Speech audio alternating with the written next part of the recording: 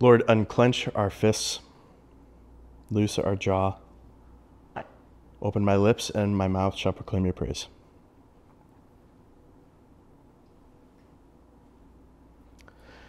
Many of you know we had a recent addition to the Feltz family. I have a little baby girl named Cece. And one of the things that's really been striking me lately is, we'll go to feed her, and I'll have like a bottle in hand and stuff like that, but she'll have gotten the pacifier in her mouth. And every once in a while, she'll just like really be sucking on that really hard, and it's hard to get it out of her mouth to give her the bottle. And I keep finding myself saying something to her, which feels oddly prophetic. And I'll say, please trust me. Please let me have this. I swear I have something better. And in that case, obviously, it's just, I swear I'm going to feed you, right? And this is not food that you're so attached to. But I've been thinking about that phrase. I've been thinking about how the Lord sometimes draws us away from one thing that we really love into something new that is better for us, that is more in line with his plan, or just that he wants for us. Obviously, there's plenty of changes that happen at any point in our lives, but one of the things that I've been reflecting on recently was my change of coming to St. Joseph 3 years ago. At that time, I was really attached to the place where I was, which was St. Clair of Assisi, where our new pastor is coming from, actually. I really loved my time there, and I was having I just had great relationships with all the people that I worked with, and it was a really great time with the teenagers I was helping there and everything like that. And I remember how hard it was for me to transition to St. Joseph. And now looking back, that feels ridiculous because this has been some of the most grace-filled time of my life. I've loved it here so much, and it's been incredible.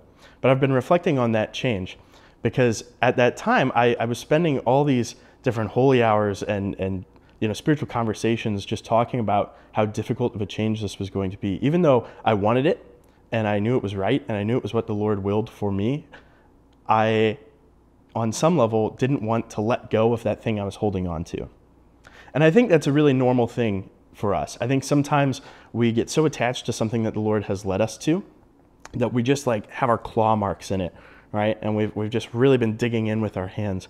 And so at the time, my prayer became something really specific. And I'd like to offer this to you today if you've been struggling with a change of some kind, or if you've been struggling with letting go of something in your life.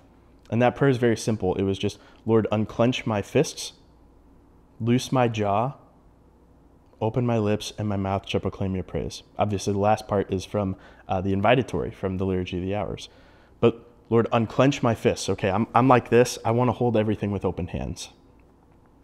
Loose my jaw. Sometimes when I'm mad, I'm tense, I'm defensive. I might be like, I don't know. No, like loose my jaw. Allow me to speak. And then, Lord, if you open my lips, my mouth shall proclaim your praise. And thank God that he did. Thank God that he does continue to answer this prayer. Because without that moment of grace, without those moments of the Lord interjecting and saying, okay, yeah, let's just loosen the grip a little bit. Okay, like why don't you trust me a little bit more here? From those places of openness came so much good.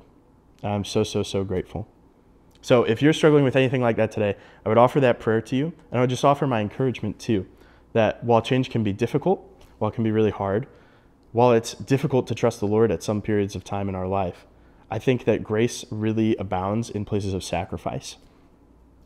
And so let's continue to offer our hearts to the Lord, to continue to offer to him all those things that are extra, that we're just holding on to, so that those things that he receives from us might, even if they have our claw marks in them, be freely his.